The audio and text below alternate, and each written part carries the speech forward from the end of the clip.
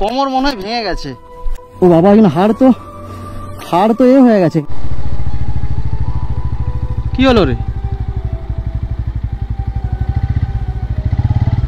চলে আয় আয় ভাই, কুকুরটার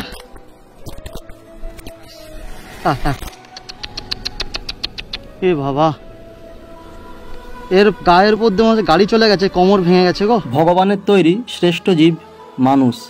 এই মানুষই এই পশুকে যখন মেরে চলে যায় একটুও ঘুরে তাকায় না। এমনও মানুষ আছে এদেরকে মেরে দেয়, বিষ খাইয়ে মেরে দেয়। তো তোমার জন্য ডাক্তারখানা হসপিটাল আছে, কিন্তু এই বেচারির জন্য কে আছে? এদের কেউ নেই। ইস, চল চল ধারে চল, ধারে চল, চল চল চল চল চল চল চল চল চল চল চল চল চল।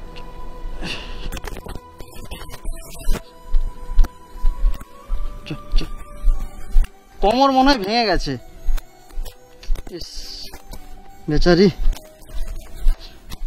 কোথায় রাখবো?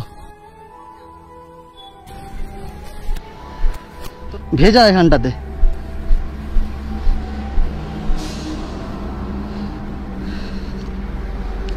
যে সমস্ত দাদা ভাইরা গাড়ি চালাও রাস্তার মধ্যে, প্লিজ একটু দেখে চালাও। এর যে কোমরটা যে ভেঙে গেছে, ভগবান, ভগবানকেও যা বলি আর মানে এই অবলা পশু পাখির ওপর কত ঝড় জ্বালা যায়। এই জায়গাটা হচ্ছে ঘাটাল পাঁশকুড়া রোডে। বেচারা হয়তো সারা জীবন এই কোমর ভাঙা নিয়েই থাকবে।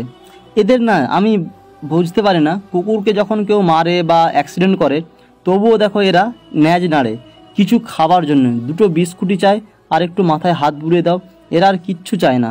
এদেরকে মেরো না। এই পৃথিবীতে যতটা তোমার অধিকার বাঁচার ততটাই এদেরও আছে। দাঁড়াতে পারবে? ও বাবা, কিন্তু হাড় তো এ হয়ে গেছে এখানটায়। খেতে দাও একে। আচ্ছা, ভালো থাক বাবা। আমার কাছে বিস্কুট নেই, আজকে প্রত্যেকদিন বিস্কুট নিয়ে বেরোই, কিছু দিতাম একে অবশ্যই, না হলে খেতে। খুব মায়া লাগছে গো। প্রত্যেক মানুষকে বলবো, ভগবান